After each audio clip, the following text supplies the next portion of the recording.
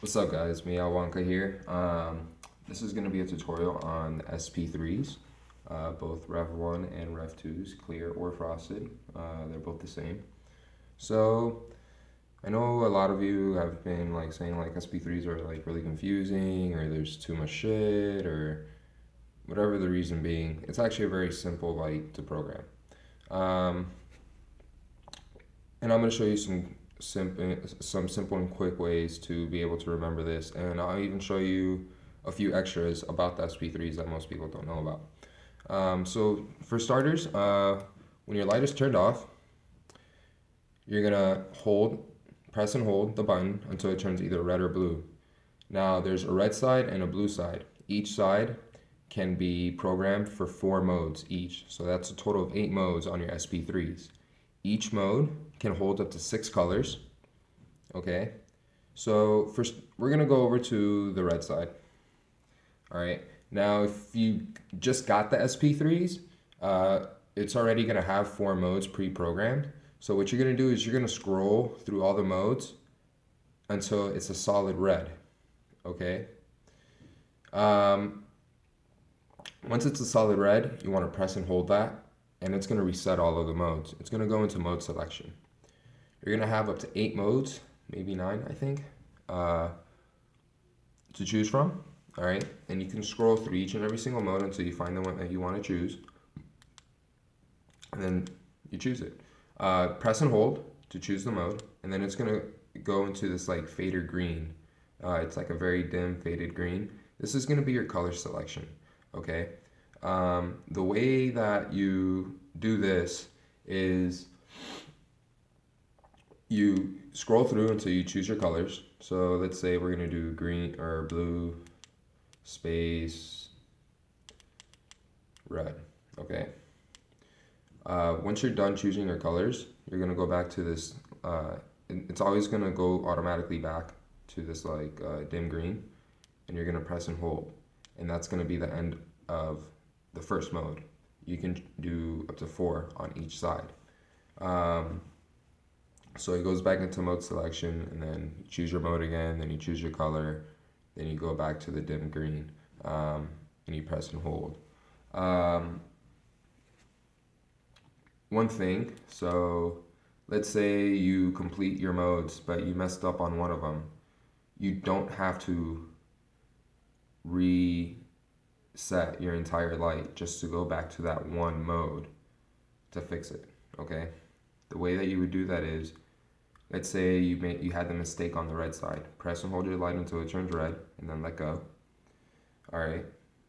So in this case, since I only put one mode, we're gonna modify the red and blue. So this is normally the part where you would scroll through until you got to the solid red, and then you press and hold.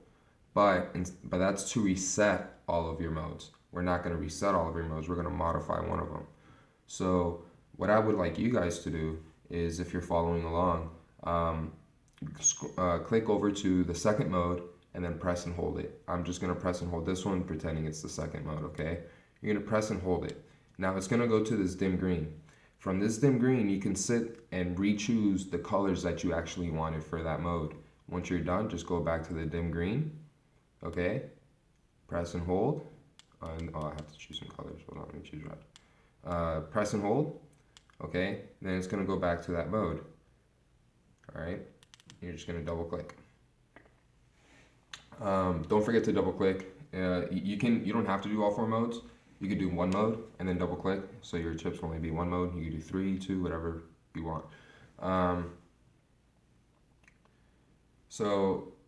The only thing you would have to reset all of your lights for is if you chose one of the modes incorrectly. You cannot change the mode once it's been chosen, only the colors. They're fully customizable, so you don't have to do the same mode from mode to mode. You don't even have to do the same colors from mode to mode. You could be as creative as you want. You can recreate an iNova and the strobe on the SP3s, which are some of the extras that I wanted to talk to you about. It's all done with the third mode in mode selection. It's the ribbon with the dots in between. Forgot the name of it, but anyways. So to get to that mode, you're gonna press and hold, and we're gonna go on the red side. Um, we're gonna go to mode selection, okay? And you're gonna double click. Once you click it twice, don't double click quick, just click, click, okay? Once you click it, it's gonna be on the third mode, which is gonna be that mode with the tracer and the dots. Press and hold. All right, now the first color is gonna be the ribbon. That you're gonna blank out. So you're gonna make the first color a blank, okay? Then you're gonna make the second color a blank. All right, then you're gonna make the third whatever color you choose, and then you end, okay?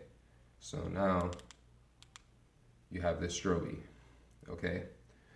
Now you could enlarge the spacing or close the spacing depending on how many spacers you put after the first one.